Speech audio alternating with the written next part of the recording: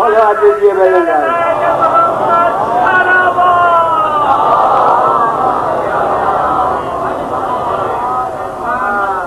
پھر بھائی اللہ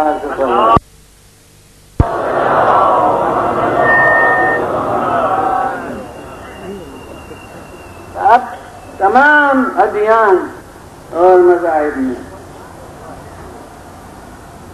حقیقی دین ایک ہی ہے.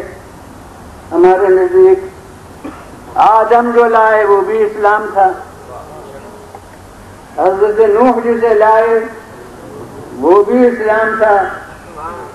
حضرت ابراہیم جس راستے پر قائم رہے وہ بھی اسلام تھا.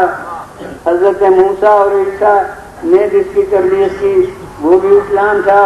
غرض 1,20,000 انبیاء جو آئے تو تعداد ان کی ایک ہے مگر راستہ سب کا ایک ہے. تعداد ان کی اتنی زیادہ ہے مگر راستہ ان سب کا ایک ہے اور وہ اسلام ہے. اور 1,24,000 انبیاء میں کون کہتا ہے کہ سب عرب میں ہوئے؟ جبکہ قرآن نے کہا ہے کہ ان من امت الا خلا فیہا نذیر، کوئی امت ایسی نہیں ہے جس میں کوئی ہدایت کرنے والا ہماری طرف سے نہ ہوا ہو. تو اب جب ہمیں ان کے نام نہیں معلوم ہیں جن کے قرآن نے نام لیے ہیں ان پر تفصیلاً ہمیں ایمان لانا ہے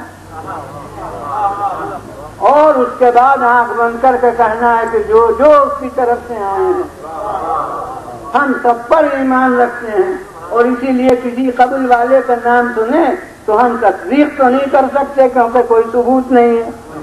لیکن جب قرآن نے رحمت بھیجا ہے تو کون کہہ سکتا ہے کہ ہندوستان میں نام لیے جا رہے ہیں اس دور کے آدمیوں میں؟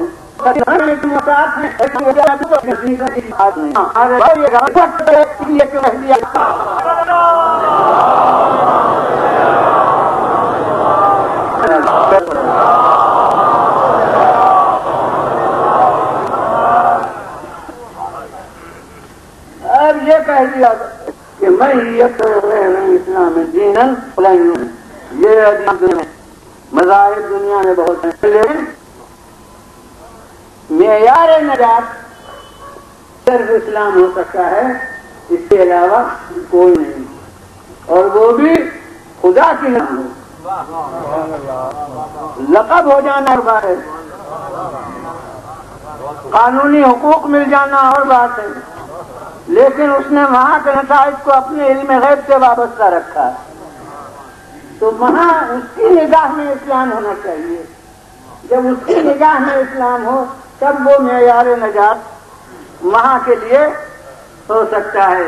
ومن اور جو اس کو نہ اختیار کرے فلن يقبل منه، وہ قبول نہیں ہوگا.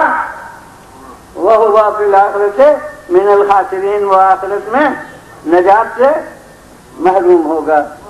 بغیر اسلام کے کوئی دین قبول نہیں ہوگا. لیکن اب میں جب قرآن مجید کا مطالعہ کرتا ہوں تو پتہ چلتا ہے کہ اسلام اور اس کی بلند ترین شکل جو ہے حقیقی شکل اسلام کی وہ اس کا نام ہے ایمان. یہ ایمان اور اسلام بھی نجات سے بچانے کا ذریعہ ہے بے ایمانہ کہ اب اس کے بعد اعمال کی جانچ ہوگی.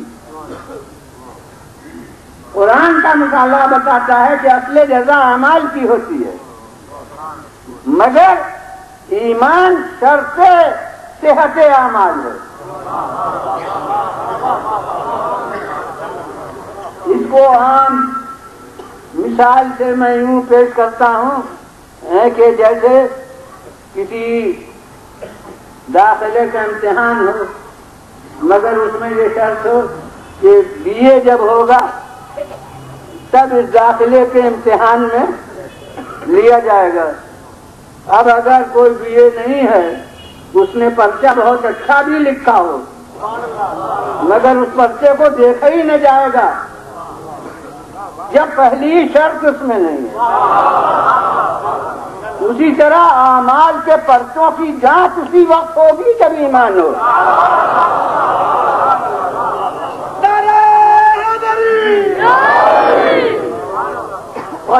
جی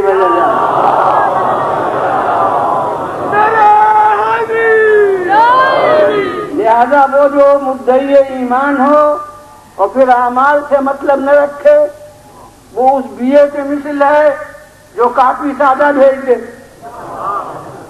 تو وہ پاس ہوگا،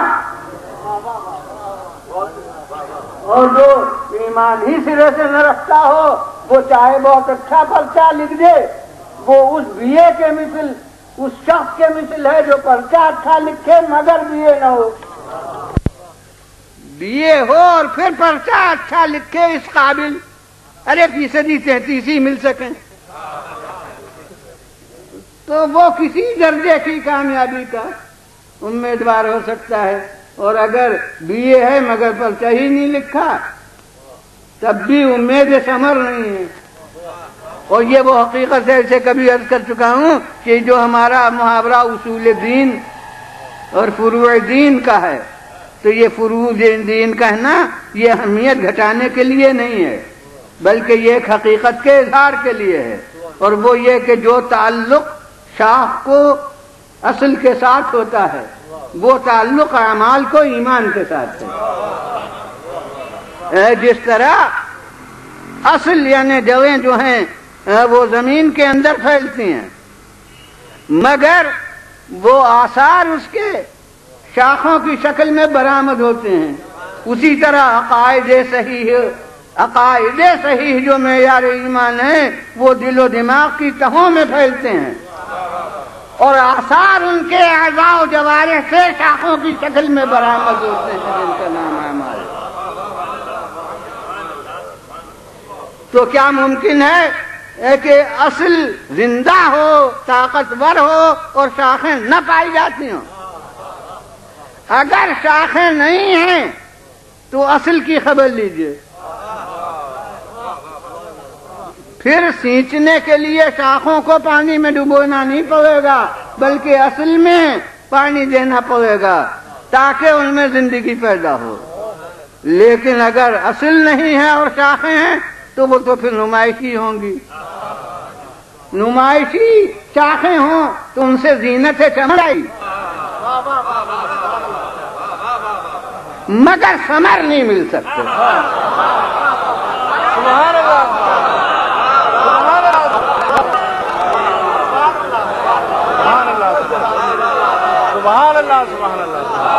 حضور واہ واہ میں تو ثواب نہیں ہے، ذرا صلوات بھیجیے۔